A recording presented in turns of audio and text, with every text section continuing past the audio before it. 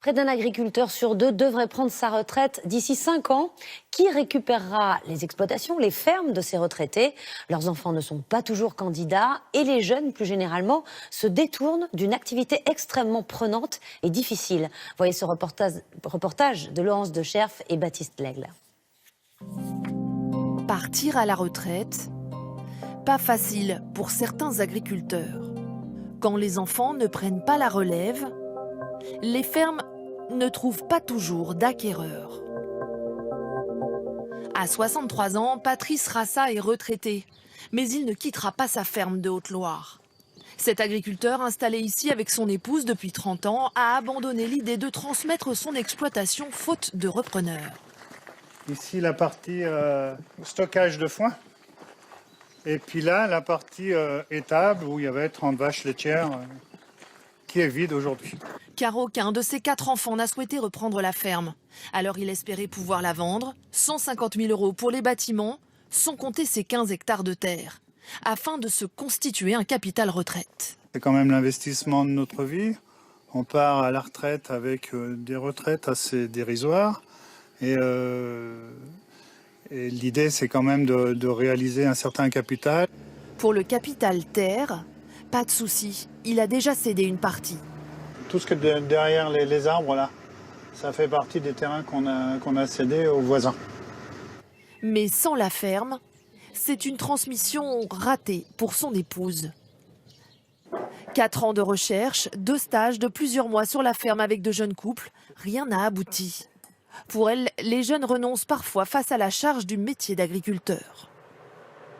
Qu'ils n'ont pas conscience de la somme de travail que ça représente, une ferme. Et quand ils s'y frottent, voilà, des fois ça décourage. Mais c'est compréhensible. Je pense que quand on l'a pas vécu, on n'a pas idée de ce que ça peut demander comme engagement, comme force physique, comme disponibilité. Des fermes à vendre, il y en a de plus en plus, partout en France et à tous les prix. D'ici à 2022, 161 000 agriculteurs cesseront leur activité. Presque autant d'exploitations en plus sur le marché. Et pas assez de candidats. Dans le Cantal, Ludéric Espalieu, lui, n'a pas trouvé d'associé pour remplacer sa mère, retraitée depuis 6 mois. Après 4 ans de recherche, il s'est résolu à emprunter 50 000 € pour racheter sa part. Ça fait une certaine somme, oui, à investir, sachant que j'avais déjà investi au moment de mon installation. Donc, je préférais avoir un associé parce qu'un associé, il partagerait les problèmes, les décisions. Alors, pour les décisions comme pour le travail, sa mère l'aide encore, même en retraite. Elle assure les tâches administratives pour le soulager. Je ne suis pas tout à fait en retraite, parce que je me sens un peu obligée de lui aider. Il y a beaucoup de travail à l'extérieur, donc les animaux, les cultures. Ça fait déjà beaucoup pour lui tout seul? Et ça fait beaucoup, ça fait de grandes journées quand même. Un métier difficile et pas toujours rémunérateur qui décourage les installations. 3 fermes sur 10 n'étaient pas reprises en 2017, un chiffre qui devrait augmenter dans les années à venir. Bonsoir Justine Veil. Bonsoir.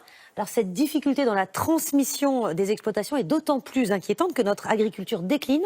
On risque bientôt d'importer plus de produits qu'on en exporte. Absolument, d'ici 2023 précisément selon un rapport du Sénat. Car notre excédent commercial agricole, c'est-à-dire les recettes de notre agriculture, chute dangereusement. Regardez, en 5 ans, elles ont été divisées par 2. La raison, en partie parce que les exportations françaises ne progressent pas aussi vite que dans d'autres pays. La France était le 3e exportateur mondial en 2005. Elle a chuté depuis à la 6e place. Mais derrière ces perspectives assez sombres, une bonne nouvelle tout de même. En 2018, les moissons ont été abondantes et cela a dynamisé les exportations, notamment celles de blé tendre.